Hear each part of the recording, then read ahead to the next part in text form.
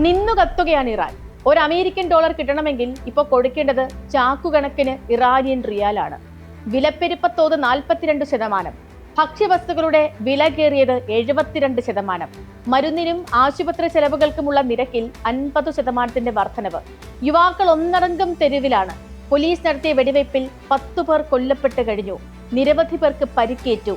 ഇടപെടാൻ മടിക്കില്ലെന്ന് അമേരിക്ക പ്രഖ്യാപിച്ചു. ഇറാൻ അതിന്റെ സമീപ ചരിത്രത്തിലെ ഏറ്റവും വലിയ പ്രതിസന്ധിയിലൂടെയാണ് കടന്നു പോകുന്നത്.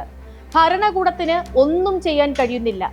പാശ്ചാത്യ ലോകത്തിന്റെ പ്രചാരണങ്ങളിൽ വീണുപോയവരാണ് പ്രതിഷേധിക്കുന്നതെന്ന് ആത്മീയ നേതൃത്വം ആരോപിക്കുന്നുണ്ട്. ഇറാനിലെ ജനകീയ പ്രശ്നങ്ങൾ അപ്പോഴും അവഗണിക്കാൻ കഴിയാത്ത വിധം വളർന്നു കഴിഞ്ഞു. ഇസ്രയേലുമായുണ്ടായ ഏറ്റുമുട്ടലിൽ വെടിനിർത്തൽ ഉണ്ടായതിനു ശേഷമാണ് സ്ഥിതി ഇത്രയും സങ്കീർണമായത്. പ്രതിഷേധ തരംഗം ഉഷ്ണക്കാറ്റ് പോലെ ഇറാനിൽ എങ്ങും വീശാൻ തുടങ്ങിയിരിക്കുന്നു. ആദ്യമൊക്കെ മറച്ചുവെച്ചെങ്കിലും സ്ഥിതി അതീവ സങ്കീർണമാണ്. സാമ്പത്തിക പ്രതിസന്ധിയാണ് പുറത്തു കാണുന്ന പ്രശ്നമെങ്കിലും സ്വാതന്ത്ര്യമില്ലായ്മ തന്നെയാണ് ഈ പ്രതിഷേധങ്ങൾക്ക് പിന്നിൽ.